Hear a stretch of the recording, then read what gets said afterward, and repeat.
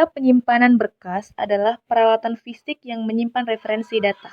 Jenis media penyimpanan data yaitu primary memory dan secondary memory. Pertama adalah RAM atau Random Access Memory. Random Access Memory adalah perangkat dalam sebuah komputer atau gadget yang dapat mengakses memori secara acak dengan cepat. Terkadang, RAM juga disebut sebagai memori utama dalam sebuah perangkat. Bagian-bagian RAM adalah SRAM.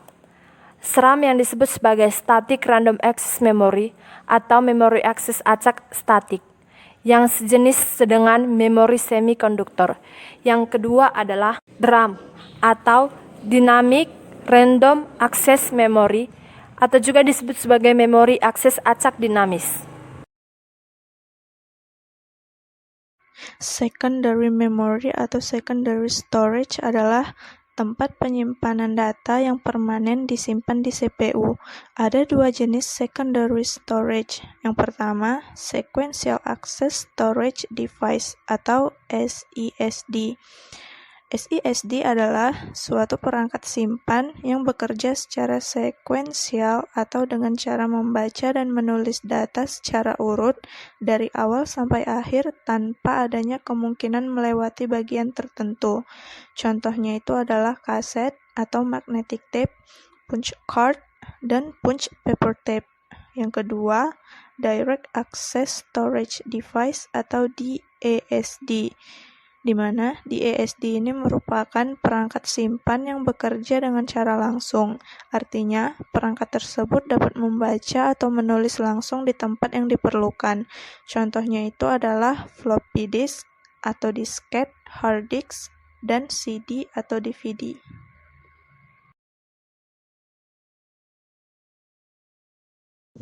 Magnetic tape adalah model pertama daripada secondary memory. Tape ini juga dipakai untuk alat input atau output, di mana informasi dimasukkan ke CPU dari tape dan informasi diambil dari CPU lalu disimpan pada tape lainnya. Panjang tape pada umumnya 2400 feet, lebarnya 0,5 inci. Data disimpan dalam bintik kecil yang bermagnet dan tidak tampak pada bahan plastik yang dilapisi peroksida. Fungsi magnetic tape. Fungsi magnetic tape yaitu untuk media penyimpanan, untuk alat input atau output, untuk merekam audio, video, atau sinyal. Cara kerja magnetic tape: data direkam secara digit pada media tape sebagai titik-titik magnetisasi pada lapisan peroksida. Magnetisasi positif menyatakan 1 bit, sedangkan magnetisasi negatif menyatakan 0 bit atau sebaliknya.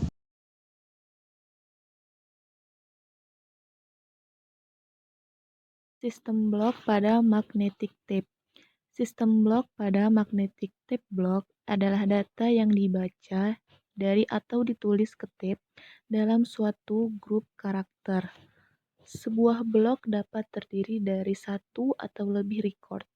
Untuk blok dapat mempengaruhi jumlah data atau record yang dapat disimpan dalam. Keuntungan dan kelemahan dari magnetic tape. Yang pertama, keuntungan. Panjang record tidak terbatas, density data tinggi, volume penyimpanan datanya besar dan harganya murah. Kecepatan transfer data tinggi dan sangat efisien. Kelemahan dari magnetic tape. Akses langsung terhadap record lambat. Masalah lingkungan, memerlukan penafsiran terhadap mesin, proses harus sekuensial atau bersifat SASD. Selanjutnya, magnetic disk. Random Access atau DASD pertama yang dibuat oleh industri komputer adalah magnetic disk. Kecepatan rata-rata rotasi piringannya sangat tinggi. Data disimpan dalam track.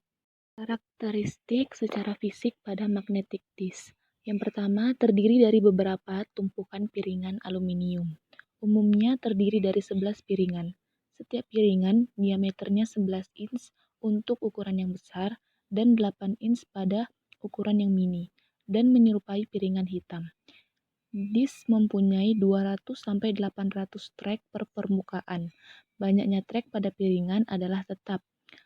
Pada disk pack yang terdiri dari 11 piringan mempunyai 20 permukaan untuk menyimpan data. Selanjutnya, representasi data dan pengelamatan. Di sini terbagi atas dua metode, yaitu 1. Metode silinder dan 2. Metode sektor.